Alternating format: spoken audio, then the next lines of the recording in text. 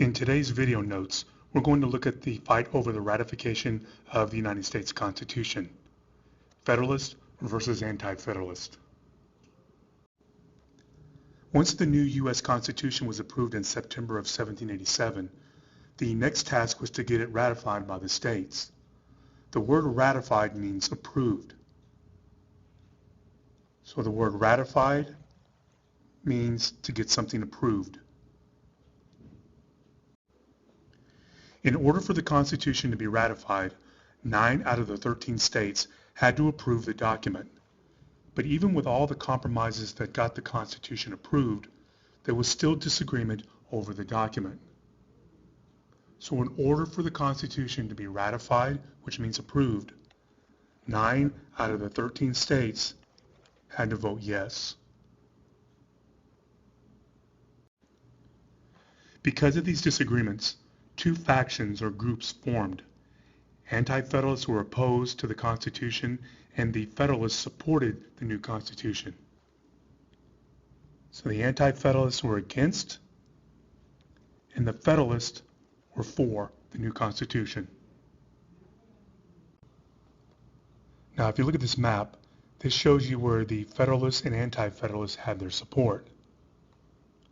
The Federalist areas is represented in the yellow, and the Anti-Federalist areas are represented in the pink. And if you look at this entire map, you can see they're pretty much evenly divided, which shows you how the country was split over the ratification of the Constitution. Anti-Federalists were against the ratification of the Constitution. They favored a weaker national government with the states having more power. The leader of this movement were George Mason, Samuel Adams, and Patrick Henry. Anti-Federalists believed the federal government was too powerful and that the rights of individuals would not be protected.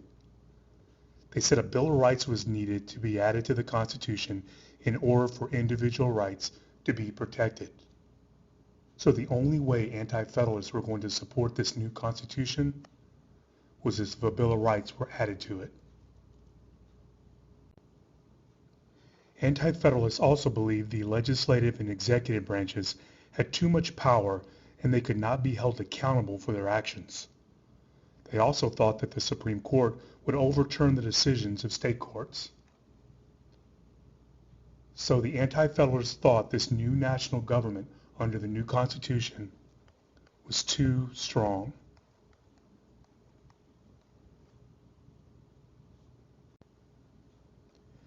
Federalists were for the ratification of the Constitution. They believed a strong national government was needed in order for the United States to be successful. The 3 leaders of this faction were James Madison, John Jay, and Alexander Hamilton. Federalists argued that the new Constitution would protect its citizens against tyranny and corruption through its strong system of checks and balances, the 3 branches of government, and a bicameral, which is a 2-house legislature. So what the Federalist argument was is that everything's going to be balanced out and one branch of the government can't become too dominant and take the government over. This is checks and balances. They also did not see the need for a Bill of Rights.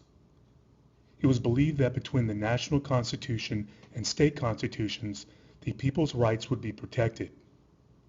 They also felt it was impossible to list all the rights citizens were entitled to. So the Federalists did not want a Bill of Rights. In order to gain support for the Constitution, James Madison, John Jay, and Alexander Hamilton wrote a series of essays entitled the Federalist Papers. These articles were written to get everyday Americans to understand the new government and persuade them to support the document. So again, Federalists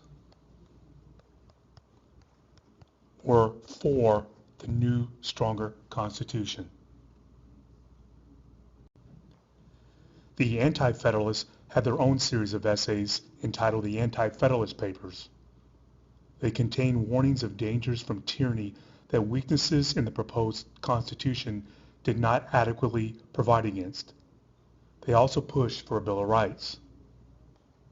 So again, the prefix anti means against.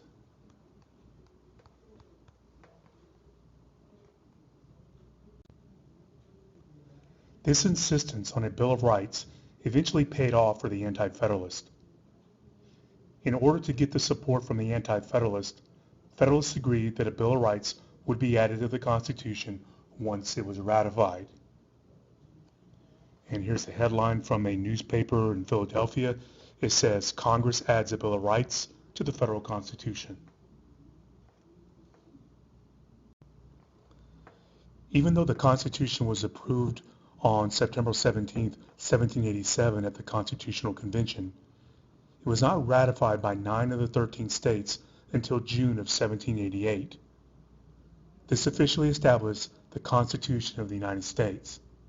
So what the Constitution does, it gives the government its power. The Constitution was finally ratified by all the states in May of 1790.